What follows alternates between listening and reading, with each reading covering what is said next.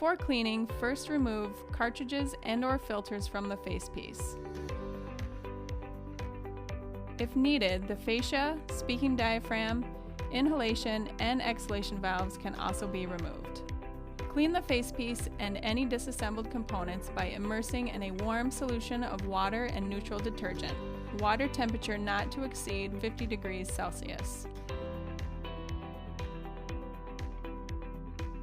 Clean the facepiece with a cloth or soft brush until it appears to be clean. Inspect the cartridge or filter connection area to ensure it is clean.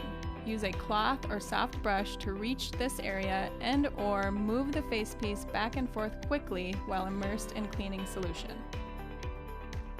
Rinse the facepiece in fresh, warm water and allow it to air dry in a non-contaminated atmosphere.